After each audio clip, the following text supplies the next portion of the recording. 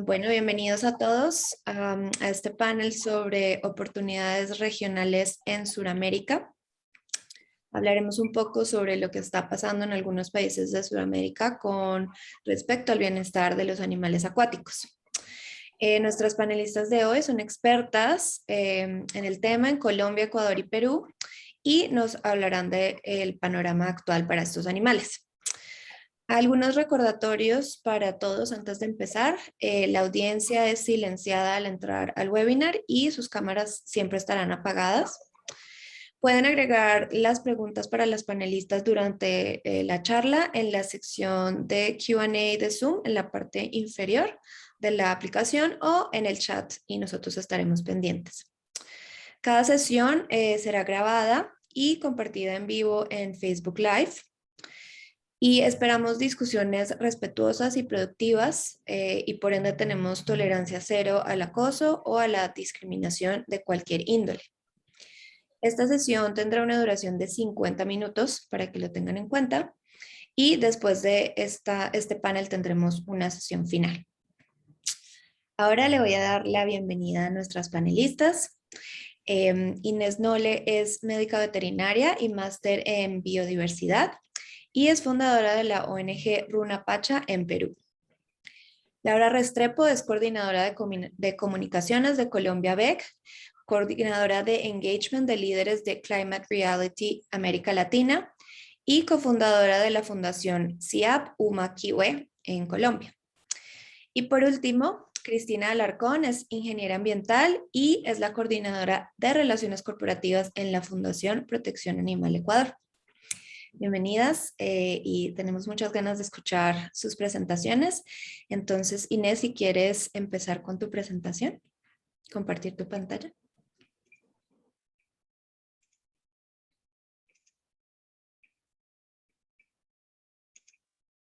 Buenas tardes a todos. No sé si me avisan si ya se ve en la pantalla.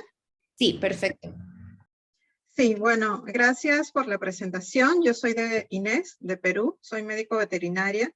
Y bueno, he hecho algunas encuestas a personas que se dedican a la acuicultura y también investigación sobre este tema en Perú, ¿no? Entonces, mi presentación se titula ¿Qué pasa en Perú con el bienestar de los animales acuáticos?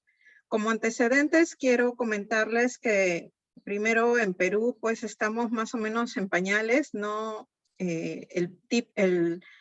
la ciencia del bienestar animal todavía no es muy bien difundida en todo el Perú. Sí, un poco en Lima, que es la capital, pero en el resto del Perú no.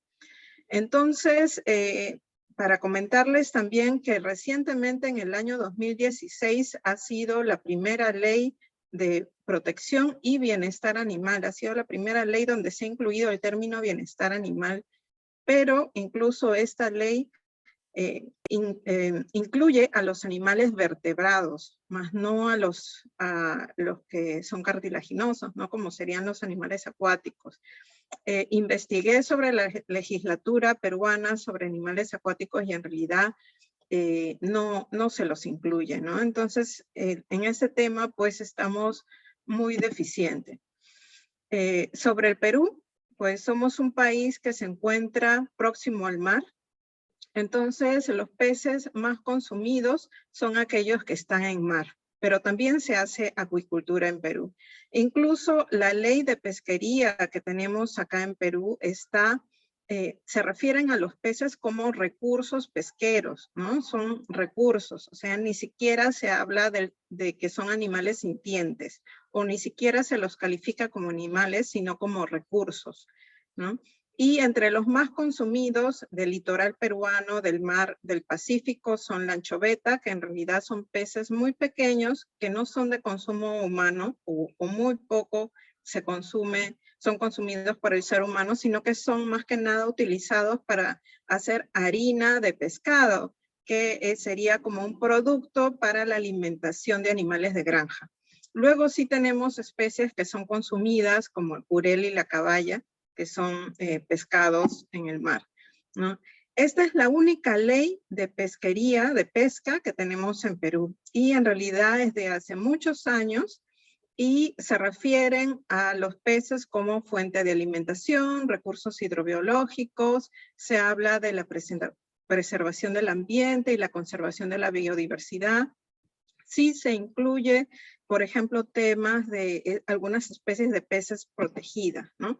Por ejemplo, en esta misma ley, cuando revisamos las prohibiciones, hablan de realizar, que está prohibido realizar actividades sin autorización, sin permiso, o comercializar estos productos en lugares no autorizados, o comercializar productos que están en veda, o que no llegan a la talla o al peso, ¿no? Entonces, como ven, todo lo que son prohibiciones no habla nada sobre el trato que se da a estos animales, sino simplemente pensando en el consumidor, ¿no? Luego tenemos las especies más consumidas ya en cuanto a la acuicultura, ya que sí existen piscigranjas más que nada en la zona sierra y en la zona selva, ¿no? Este es un mapa del Perú, donde la costa sería lo que está pegado hacia el mar, ¿no? Ahí en la costa se caracteriza porque más que el consumo de peces, en realidad se da el consumo sí de langostinos, por ejemplo. En la sierra y en la selva sí hay mucho más piscigranjas y ellos sí crían peces en piscigranjas. Y en la sierra tenemos que la especie más consumida es la tilapia, y en la selva, que es la zona verde, sería la trucha. En cuanto a las encuestas que realicé a los acuicultores, es decir, a estas personas que están implicadas en la crianza de peces en granja, tenemos que existen, ellos mismos me han dicho qué debilidades hay sobre los estándares de bienestar en Perú, ¿no? En primer lugar, sería los conocimientos que tienen los mismos piscicultores sobre los fundamentos del bienestar en peces, ya que ellos mismos me dicen que han escuchado que alguna vez, especialmente los médicos veterinarios, sí han llevado cursos de bienestar animal, pero en cuanto a peces, pues la información es muy básica, ¿no? Como les comentaba al principio, en Perú este tema está muy inicial, ¿no? Todavía falta mucho la difusión. Luego tenemos el factor económico en cuanto a las personas que se dedican a la piscicultura. Les resulta un poco más costoso si es que ellos van a implementar principios de bienestar animal. No en cuanto a la calidad del agua, por ejemplo, porque ahí sí pueden perder vidas de los peces y afectaría la economía de ellos, ¿no? Todo lo que está relacionado a mayores ganancias para ellos sí las toman en cuenta, pero otros factores como quizás enriquecimiento ambiental no, ¿no? Luego, en Perú tenemos que la normativa es muy deficiente, o mejor dicho, prácticamente no habría normativa de bienestar animal en peces, ¿no? Y es necesaria. Luego tenemos que no existe un organismo supervisor. Si es que hubiera alguna normativa sobre el bienestar animal, no existe. Y esto también quiero aclararlo, que incluso con animales de granja que se supone causan mayor impacto en las personas, en los mismos ganaderos o en los consumidores sobre el bienestar animal en animales de granja. No existe actualmente una normativa que proteja a los animales de granja, o que por lo menos haya instituido normativas sobre el bienestar animal, ¿no? Ni tampoco un organismo supervisor. Y también algo que en lo que tenemos que trabajar es en el interés del consumidor, ya que la mayoría de las personas, si es que escucha sobre bienestar animal y se preocupa por los animales, generalmente son en los de granja, los que normalmente, bueno, muestran algún tipo de expresión de dolor, ¿no? Como ya sea cerdos, vacas o pollos, ¿no? En cuanto a nuestras conclusiones, es que la enseñanza del bienestar animal es todavía muy básica, ya sea en colegios, universidades u otros, y que esta debe de ser implementada. En cuanto a la normativa del bienestar animal, también es necesaria realizar en animales de consumo y no solamente en los de granja, sino incluir también a los peces, ¿no? Bueno, gracias a esta conferencia, pues es algo que va a poder apoyar de que también los peces sean tomados en cuenta. Y también es necesario la creación de un organismo que supervise y verifique el cumplimiento de los estándares de bienestar animal, ya que muchas veces puede existir una normativa, pero las granjas no las aplican, ¿no? Entonces sería necesario, además de un etiquetado de estos productos que cumplan los estándares, para causar como un estímulo de que estos son buenos productos para poder ser comercializados. Y finalmente, la educación y la concientización al consumidor, porque estamos pues muy abajo sobre los estándares y necesitamos enseñar a los consumidores que es bueno el respeto por los animales y que estos estándares tienen que cumplirse e ir subiendo en la escala. Bueno, finalmente, gracias. Quiero terminar con esta frase. Primero fue necesario civilizar al hombre en su relación con el hombre y ahora es necesario civilizar al hombre en su relación con la naturaleza y los animales. Gracias. Muchas gracias, Inés. Me encantó esa forma de cerrar la presentación y es muy cierta. Súper interesante cómo es el panorama de Perú y para nosotros empezar a planear cómo intervenir y cómo mejorar esta situación para los animales acuáticos en este país. Laura, ¿quieres compartir tu presentación?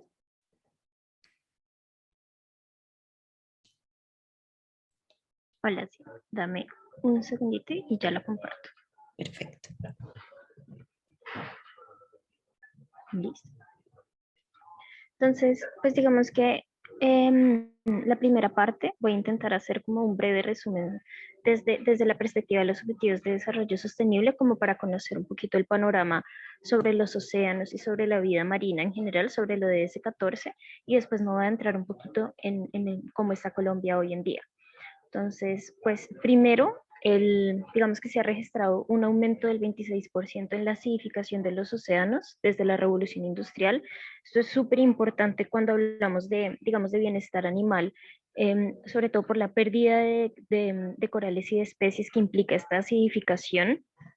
Cerca del 30% de las poblaciones de peces en el mundo está sobreexplotado y esto es, como lo decía nuestra panelista anterior, pues por consumo humano y también por la explotación de peces para consumo de otros animales que igual van a terminar siendo explotados por el ser humano.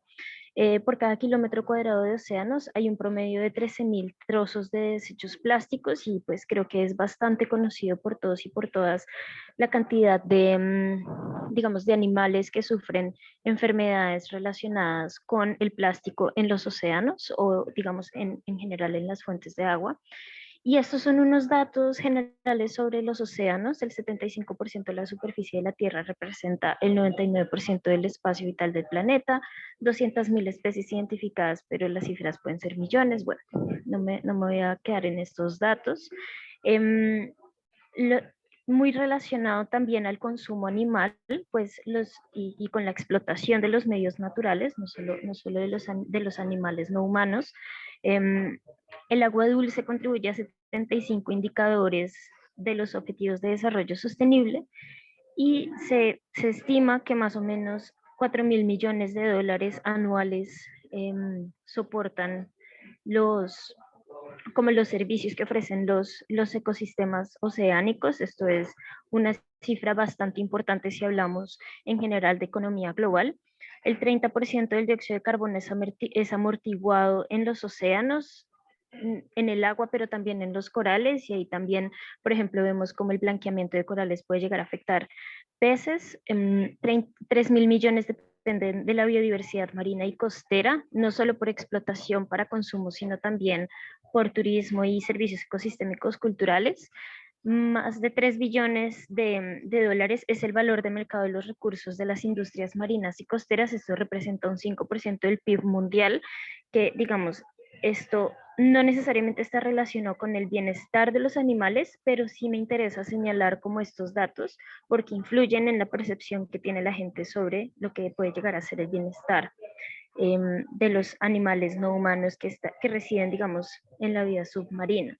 Algunas metas, estas son metas que tienen que ver con, pues digamos, las metas incluidas dentro del objetivo número 14, que es el de vida submarina. Y aquí señalo esta palabra productividad porque esto también influye en la percepción que tiene la gente de lo que puede llegar a ser un animal, es decir, que tiene que rentar, tiene que ser productivo y no necesariamente nos enfocamos en el bienestar animal, que ya hacia el final hablaré un poco más al respecto de esto.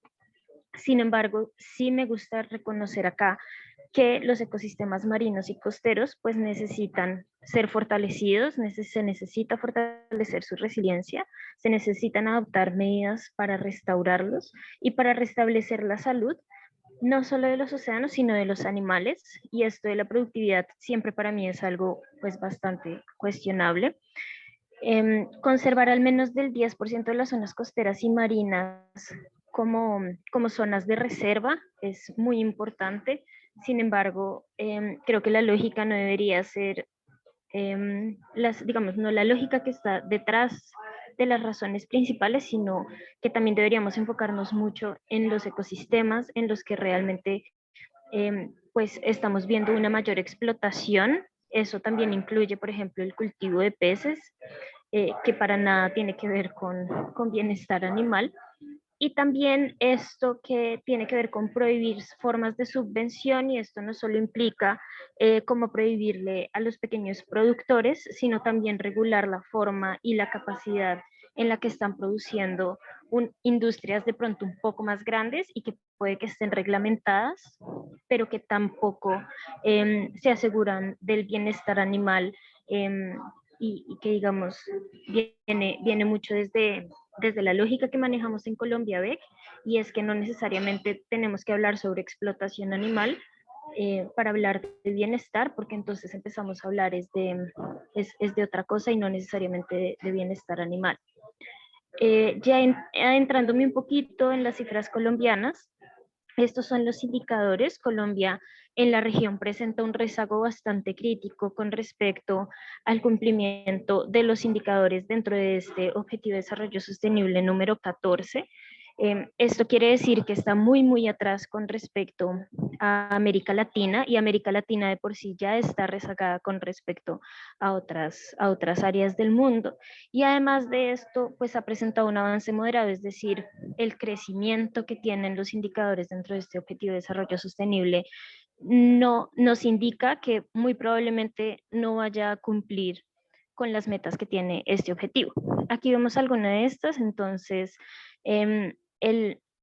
digamos, el indicador, el área promedio protegida por sitios marinos es de un 71.6%, es decir, este podría llegar a indicarnos que Colombia sí tiene una cantidad importante de áreas protegidas, pero después podemos comprobar esto con el índice global de salud de los océanos, el de biodiversidad es de 75.8, es decir, la protección a la biodiversidad marina no es que sea la mejor y de hecho está disminuyendo, es decir, que estamos viendo una explotación muchísimo mayor a estos ecosistemas. También estamos viendo que las pesquerías dentro de este mismo índice pues tienen un porcentaje del 30.4, es decir, el cumplimiento o bueno, la estimación de las pesquerías pues viene a ser muy importante, y vemos que Colombia para nada tiene legislación o regulación en torno a esto, ni hablar de las aguas limpias. 61.1 creo que es un índice bastante bajo, no solo para el consumo humano, es decir, cuando hablamos aquí no nos gustaría centrarnos desde Colombia BEC en que las aguas limpias es por el bienestar humano, sino porque las aguas limpias también afectan la salud y el bienestar de los animales no humanos y que viven en vías, mejor dicho, que son vías submarinas. Y bueno, estos otros dos que si ustedes pueden ver, pues el porcentaje de zonas pesqueras sobreexplotadas o colapsadas es del 12.8 sobre 100. Esto quiere decir que en Colombia La sobreexplotación existe, pero no es un indicador como demasiado alto. Sin embargo, pues no, esto debería tender muchísimo más a cero. Adentrándonos un poquito más en este índice de salud oceánica, Colombia está en el 197 de 221 países que evalúa este índice, entonces Colombia pues no es que esté para nada bien. El puntaje de Colombia es 57 y el promedio es de 74, entonces está bastante por debajo. Y esto evalúa unas cosas que ya les voy a mostrar un poquito más adelante. El global se supone que crezca en un 10%, pero en Colombia digamos que la comparación está más o menos un debajo del 5% en las, digamos, en el futuro de esas 4 dimensiones que se propone.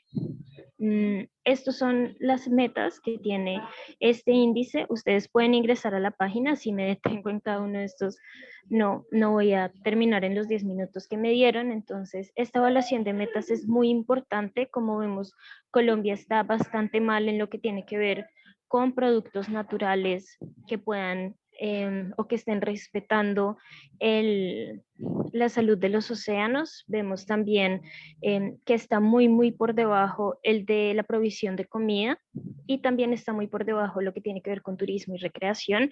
Es decir que estos 3 indicadores nos están mostrando que efectivamente Colombia no está generando políticas públicas efectivas para prohibir la salud, para proteger la salud de los océanos en estas 3 principales. Las que están en amarillo, pues digamos que están medianamente bien, sin embargo están por debajo del promedio global y en ese sentido Colombia debería entrar a mirar qué es lo que está pasando en estos índices particulares, y los que están un poco más arriba tienen que ver, por ejemplo, con la biodiversidad que tienen los océanos en Colombia, que es, pues sabemos que es bastante bien, como el lugar de pertenencia. Las comunidades en Colombia de una u otra forma sí protegen las comunidades acuáticas o las comunidades submarinas, pero hay mucho que hacer en este sentido.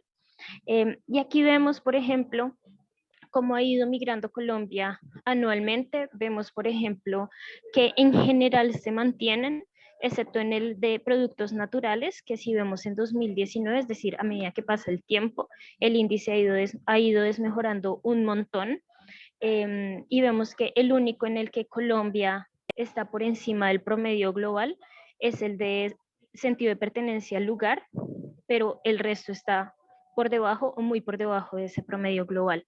Y el promedio general, que es el que ven ustedes aquí a la izquierda, pues se pueden dar cuenta que sí está bastante por debajo y muy rezagado con respecto al promedio global.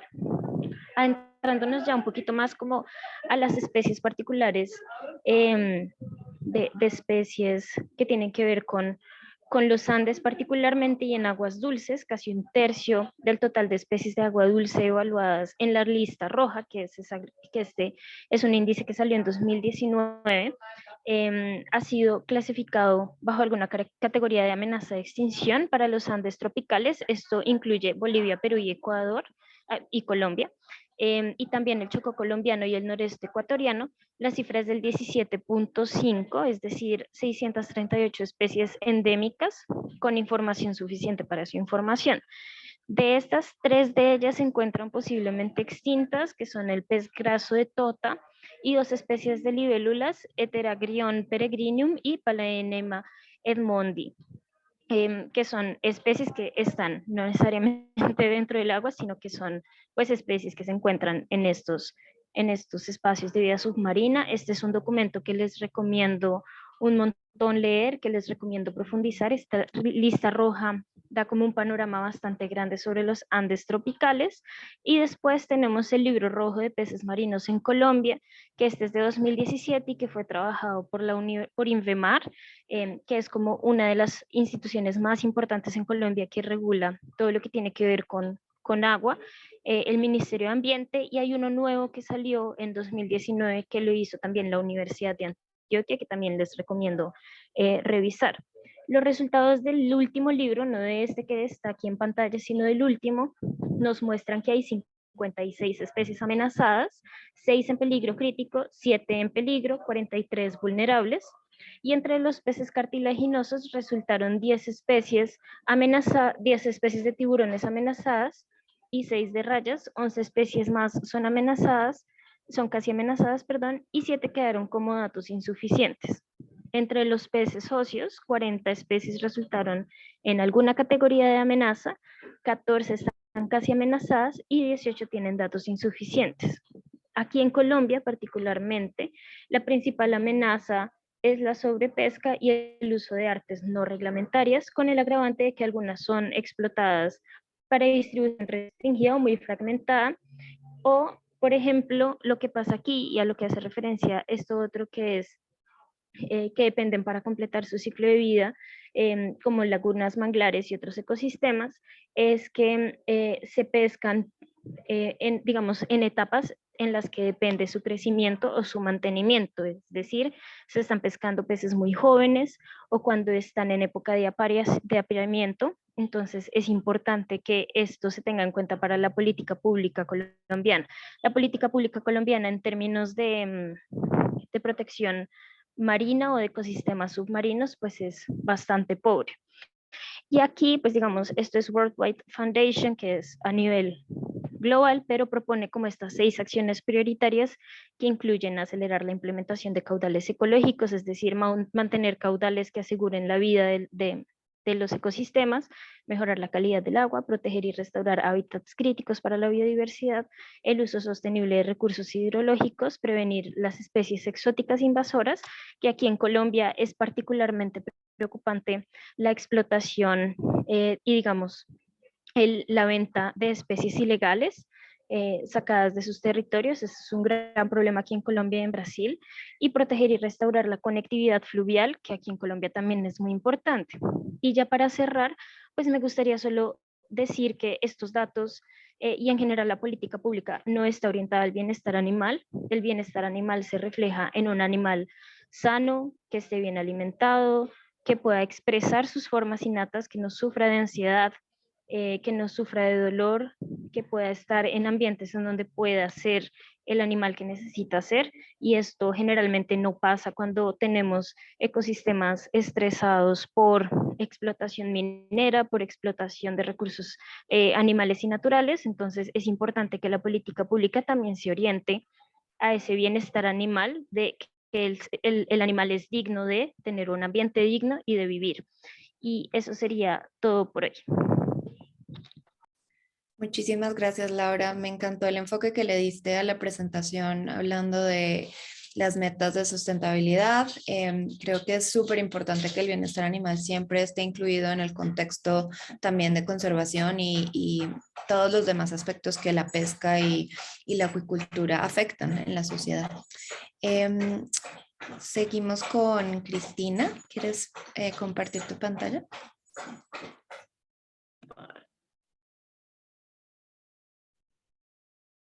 No sé si ahí pueden ver. Sí, perfecto. Bueno, mi nombre es Cristina Alarcón, soy representante de Protección Animal Ecuador y voy a estar hablando un poco de la situación general de la acuacultura o acuicultura y la pesca en el Ecuador. Primero voy a empezar hablando un poco acerca de la acuacultura. La acuacultura se lleva a cabo en 3 de las regiones del Ecuador, en la costa, en la región interandina y en la Amazonía. En la zona de Galápagos pues no hay acuacultura. En la costa tenemos la principal producción de camarón blanco y tilapia. En la región andina se tiene bastante poca acuacultura, principalmente de agua dulce con la trucha. En la Amazonía tenemos, por ejemplo, tilapia, cachama, piaractus, paiche, que son principalmente para consumo local. El 95% de la acuacultura se destina a la producción de camarón blanco y por lo tanto está principalmente en la costa. La acuacultura en el Ecuador genera más o menos 90.000 empleos directos. La producción de acuacultura ecuatoriana se realiza en 213.000 hectáreas, de las cuales 207.000 son destinadas al camarón Esto pone al Ecuador en el puesto número 15 en acuicultura mundial con 426.000 toneladas métricas al año y en el puesto número 4 de productores de camarón con 403.000 toneladas métricas, poniéndolas en el primer lugar en Latinoamérica. En cuanto a la producción acuícola del país, casi en su totalidad es exportada. En el 2020 mantuvimos al camarón como el segundo producto más exportado, representando ingresos de 2.500 millones de dólares, y le sigue, pero de muy lejos, la tilapia con 53,9 millones y la trucha con 27,4 millones, mostrando realmente la importancia que tiene la acuacultura para la economía del Ecuador. En los sistemas de producción que se manejan en el Ecuador, tanto para camarón como para tilapia, que son los principales, se tiene el extensivo, semi-intensivo e intensivo. Realmente en ninguno de estos parámetros se toma en cuenta el bienestar animal de estos animales. En comparación con Latinoamérica, el Ecuador se encuentra en el tercer puesto de producción acuícola, primero está Chile y luego se encuentra Brasil, pero en el caso específico de camarón está en el primer lugar.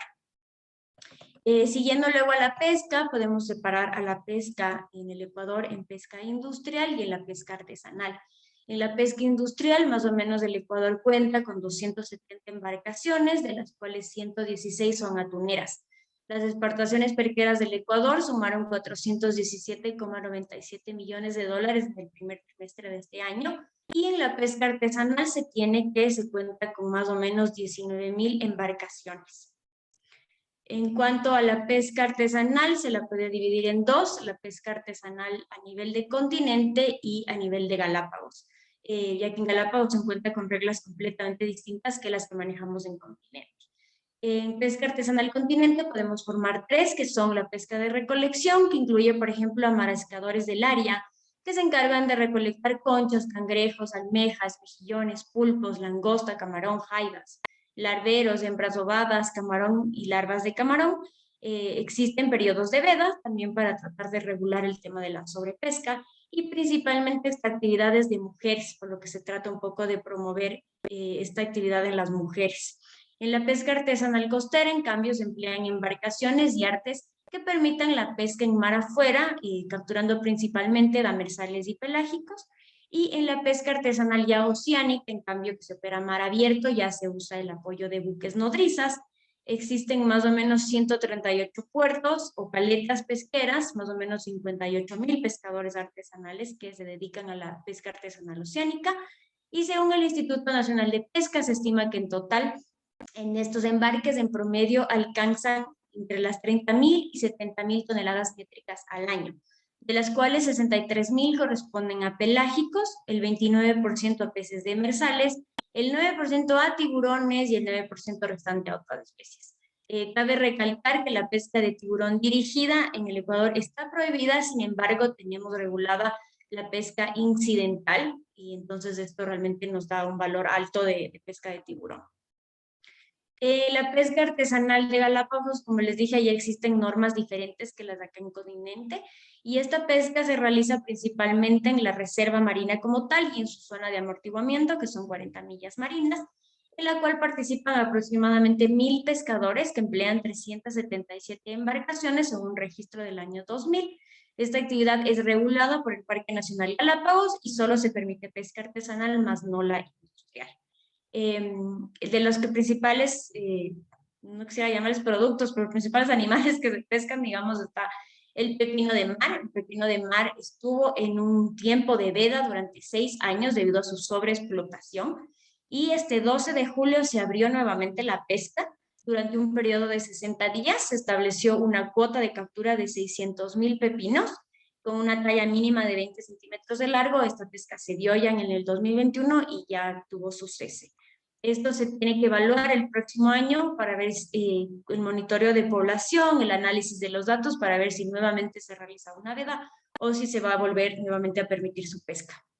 Lo mismo pasa, por ejemplo, con el langostino.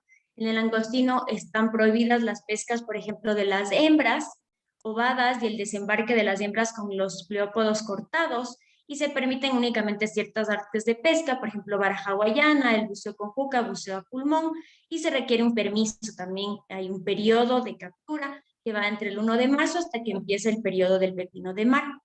Se autoriza únicamente transportar al continente 10 libras en cola o 10 individuos de langostino por persona, y se pone también un mínimo de tallas y la temporada. En cambio, en pesca blanca se está regulando el tipo de artes de pesca según el Reglamento Especial de Pesca de Galápagos. Se puede permitir durante todo el año pescar y no hay un reglamento en cuanto a tallas. En cuanto a la pesca de langosta roja y verde, igual existe un periodo de temporada que es de 6 meses, que va del 1 de julio al 31 de diciembre. Igual tienes que sacar permisos, están las artes de pesca permitidas descritas en este reglamento especial. Se prohíbe nuevamente la captura de hembras ovadas y del desembarque de hembras con los pliópados cortados, y puede existir una cuota si es que mediante un estudio se determina que existe una baja en la población de la langosta. En cuanto a los pulpos, churos o changalagua, igual se requiere un permiso. Se prohíbe la utilización, por ejemplo, de cloro o de cualquier otro tipo de sustancia tóxica para la captura del pulpo. Se permite la movilización al continente de máximo 4 libras de pulpo y 2 libras de churo y changalagua. Es porque principalmente es para consumo local, no se puede sacar al continente. De ahí la segunda pesca importante en el Ecuador es la pesca del atún. El 85% de la producción pesquera corresponde a atún. La pesquería de atún inició en 1952 con la industrialización del recurso pesquero en el puerto de Manta. Las principales especies son atún aleta amarilla, atún barrilete y el atún patudo. Actualmente se encuentra regulado por el Estado ecuatoriano y responde a las resoluciones adoptadas por la Comisión Interamericana del Atún Tropical, la cual Ecuador forma parte desde el año 97. Ecuador se ubica en el segundo lugar de productor de atún, con 570,000 toneladas anuales. Pero es importante también mencionar que el sector de la pesca en el Ecuador tiene una tarjeta amarilla que fue entregada por la Unión Europea en el 2009, que advirtió al gobierno sobre la necesidad de intensificar los controles para garantizar el pescado ecuatoriano no provenga de pesca ilegal, no declarada y no reglamentada. Esta tarjeta amarilla es un llamado de atención para mejorar el sistema de pesca y de monitoreo en el Ecuador. Lastimosamente, uno de los graves problemas que estamos teniendo es, por ejemplo, la pesca de tiburón. En años pasados, por ejemplo, se dio una pesca récord que fue incautada en Jocón de 26 toneladas de tiburón, que estaban vendidas como pescado seco y en realidad eran aletas de tiburón. En cuanto al marco institucional, en el sector público, en el Ecuador tenemos el Ministerio de Producción y Comercio Exterior y Pesca. Es un organismo responsable de apoyar el mejoramiento de la calidad de los productos pesqueros y acuícolas en las fases de captura, selección, procesamiento y comercialización, y desarrollar formas sustentables de la actividad. También tenemos el Ministerio de Acuacultura y Pesca, que se encarga de la regulación y fomento y control del ejercicio de la actividad.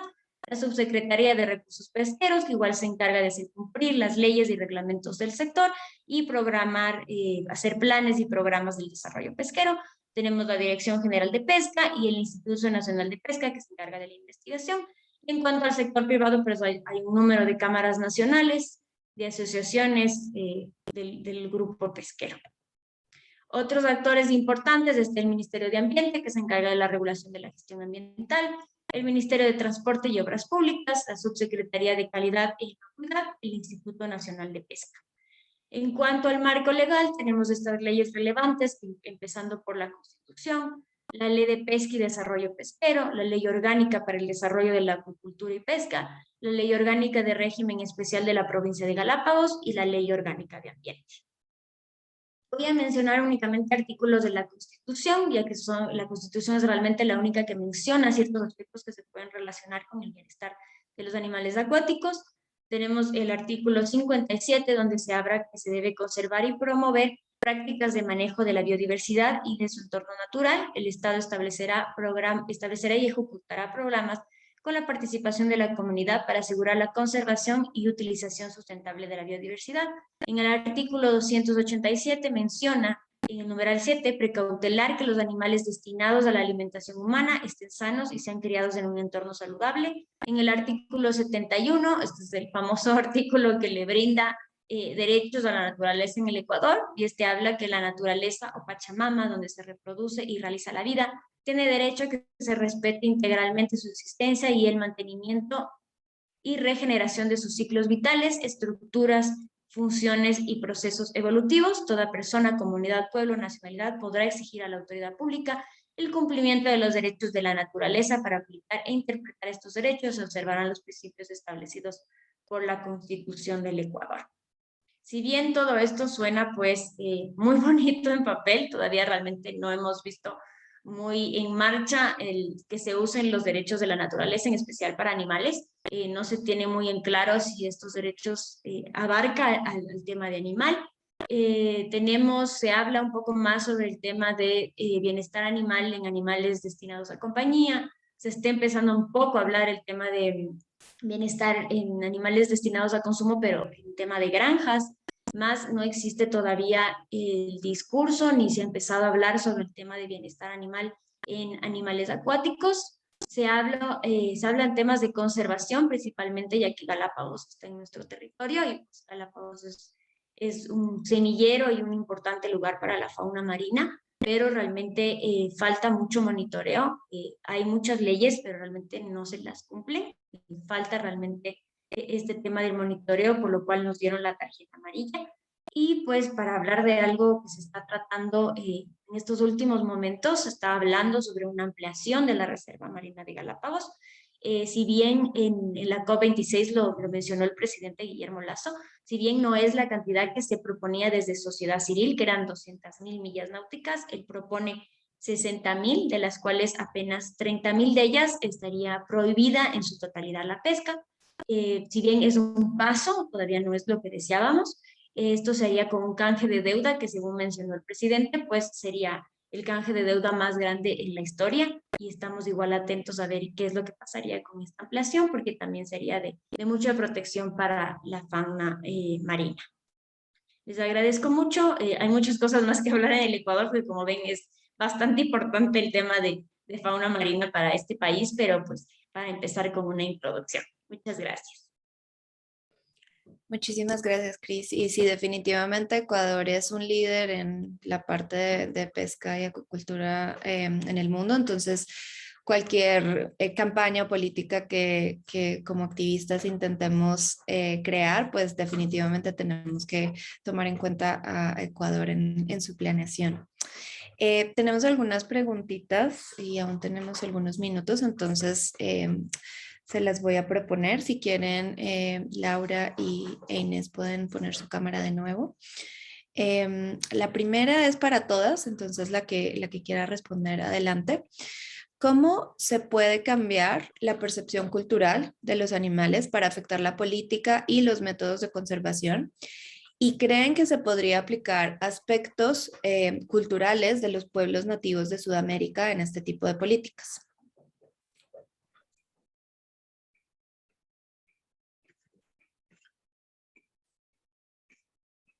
Pues está difícil contestar la pregunta porque en realidad el tema con peces es más difícil de tocar que con las campañas sobre animales de granja.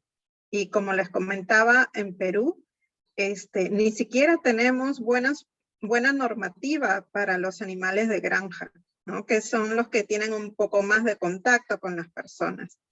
Entonces, en realidad son cosas que estamos estudiando. Ya tenemos contacto, bueno, siempre nosotros, mi organización, junto con ARBAT, somos parte de una coalición por los animales en Perú y ya nos estamos metiendo bastante en política, ¿no? Lo que hacemos es llevar el mensaje, contactar con congresistas para estimular un poco en ellos el interés de crear normas por los animales, ¿no? Creo que la única manera es metiéndonos en política, que muchas veces pues a la mayoría de organizaciones quizás ni siquiera nos guste, pero es necesario, por los animales es necesario hacerlo. Así sean con políticos que no estén muy de acuerdo con nuestro pensamiento, pero si ellos pueden hacer posible un cambio, a nosotros no nos importa, a nosotros nos importa que nuestras políticas por los animales salgan adelante. Entonces, es llevar el mensaje a los políticos, en primer lugar, que ellos se vean interesados en proteger a los animales porque es a través de ellos que logramos estas políticas para lograr los cambios. Sí, yo solo quería agregar que, bueno, como el Ecuador vieron es tan importante la pesca, realmente el grupo pesquero pues tiene mucha incidencia política y eso ocasiona muchas veces que sea muy difícil para nosotros presentar propuestas y pasen, ¿no? Recién se presentó una propuesta para tratar de poner una veda a la pesca incidental de tiburón, viendo que realmente no ha habido el control como tal y ha crecido bastante la pesca de tiburón. Lastimosamente no pasó, no tuvo la potencia dentro de la Asamblea Nacional. Y entonces eso es uno de los problemas que estamos teniendo al momento de hacer política pública. Si realmente no hemos podido lograr que vean la importancia de conservar al tiburón, no estamos hablando todavía ni de ciencia, sino únicamente de conservación como especie, no hemos tenido el apoyo, creo que todavía nos falta bastante para empezar a hablar sobre ciencia en estos tipos de animales, pero es algo que se debe hacer y por eso estamos gustosos igual de formar parte de este panel y empezar a poner este tema en la bandeja, ¿no? Que se empiece a hablar. Y totalmente, la verdad es que como activistas tenemos que empezar un poquito a abrir nuestra burbuja y empezar estas conversaciones con personas que tal vez tengan opiniones o agendas diferentes, pero llegar a un acuerdo y evaluar cómo podemos todos trabajar juntos para un mismo objetivo, ¿no? Bueno, otra pregunta para ambas, porque creo que perdimos a Laura por alguna razón. ¿Cómo percibe el público en Perú y en Ecuador el tema del bienestar de los animales acuáticos y cómo podrían ayudar otras organizaciones o individuos alrededor del mundo a estas campañas? A ver, primero que la gente en realidad es como que si es que quiere dar un primer paso hacia el vegetarianismo, los animales que deja de comer son los animales, los mamíferos, ¿no? Y algunos se quedan en consumir peces y ser como, hay una palabra piscitarianos, algo así, ¿no? Entonces, o se quedan en esa fase o se vuelven vegetarianos, pero es como que hay una cadena de quién siente más que el otro, ¿no? Y en realidad como que los mamíferos son los más reconocidos de tener sintiencia más que los peces. A pesar de que, bueno, los que estamos metidos en el tema sabemos que los peces pueden tener tanta sintiencia como los demás animales, pero esto no es considerado, ¿no? Incluso puede causar hasta burla. Pero lo que sí hay que hacer es trabajar precisamente en eso, ¿no? De enseñar que estos animales también sienten, que estos animales también pueden disfrutar, pueden sentir dolor y todo lo que otros animales mamíferos podrían sentir. Entonces, sí, nos faltan muchas campañas, como te decía. En Perú, pues, el interés de estos animales en realidad está mucho menor que los animales, las ovejas, los que son de ganado, ¿no? Los animales criados en ganadería. Entonces, sí, nos falta mucho por trabajar todavía. Bueno, estas conferencias nos van a ayudar definitivamente para poder tener más idea de qué es lo que podemos hacer, qué tipos de campañas o cómo llegar al corazón de las personas, especialmente de los consumidores, porque pienso que los consumidores son los que pueden lograr el cambio, ¿no? Porque ellos prácticamente son los que van a exigir que se hagan normativas para poder darles algún tipo de bienestar, ¿no? No protección necesariamente, porque creo que la protección es un poco difícil de lograr, pero sí por lo menos bienestar. Sí, estoy de acuerdo con Inés, creo que todavía nos queda mucho camino por ir labrando en este tema. Puede que para muchas personas sea todavía absurdo cuando uno les dice que los peces sienten, que los peces tienen un sistema nervioso, por lo tal sufren y que realmente han sido un poco abandonados. Creo que ahora estamos nosotros para ponerles voz también a ellos. Acá en el Ecuador, como decimos, estamos un poco en la mira por el tema de Galápagos a nivel mundial, más que nada en un tema de conservación, no tanto en un tema de ciencia.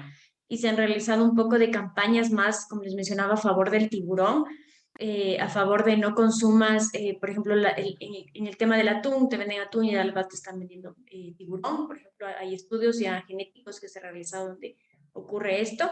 y pues estamos tratando un poco de generar ese tipo de conciencia en el consumidor respecto a qué daño haces tú a los mares cuando consumes también peces, ¿no? Porque estás haciendo un daño terrible también a los sitios como acá en Galápagos, principalmente, que les digo que es un sitio tan importante, y se han realizado un poco de campañas, un poco de tratarle de quitar la cara fea al tiburón, porque lastimosamente también el tiburón, por películas y por un montón de cosas, se le ha pintado como el malo y en realidad no es. Se ha tratado un poco también de cambiar esa visión hacia a este animal, y pues sería súper interesante empezar a hacer un tipo de campaña muy parecida como la que se hace con el tiburón, pero ya con estos otros peces, ¿no?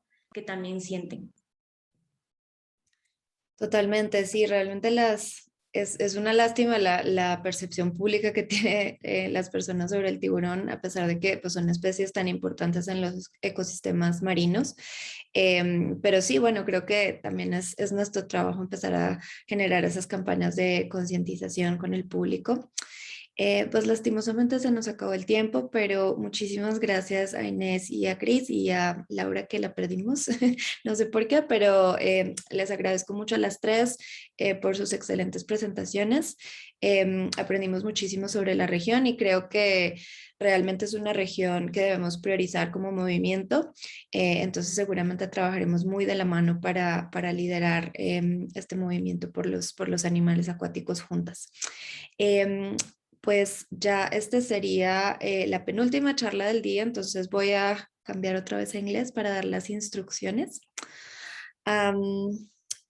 So thank you very much for everyone that's still with us. I'm switching back to English. Thank you to our panelists for their great presentation. Please join us in about 9 minutes for our final fascinating talk of the day on the beliefs about fishes in Canada, Brazil, India, and China, given by Zach Wooldirk from Faunalytics.